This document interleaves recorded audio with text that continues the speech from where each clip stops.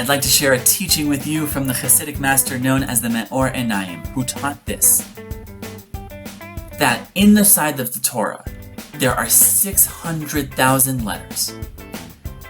And that at Mount Sinai, when the Jews were receiving Mount Torah, there were 600,000 people there.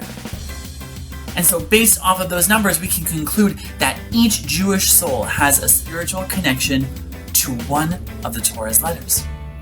And that Simchat Torah is a day in which we reconnect with our special letter.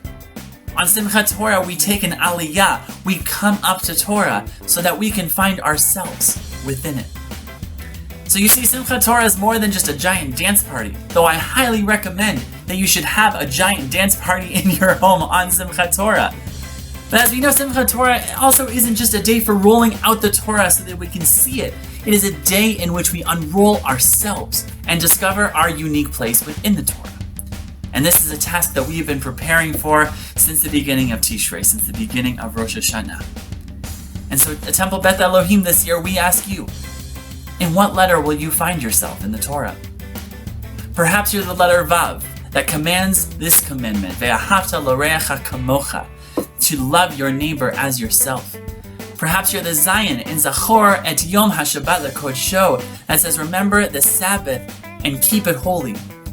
Maybe you're the silent Aleph that yearns for God as it whispers, Ani Adonai Elohechem, I am Adonai your God.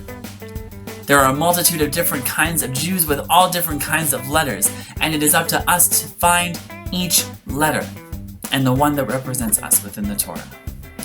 So we invite you this year, in lieu of a giant dance party all together and a reading of Torah all together in person, to take some time at home and find yourself within the Torah. Read some stories, connect with some characters in an attempt to bring joy in connection with our tradition, an attempt to bring in joy in connection with our family, to bring joy in connection to our text and joy in connection to our community.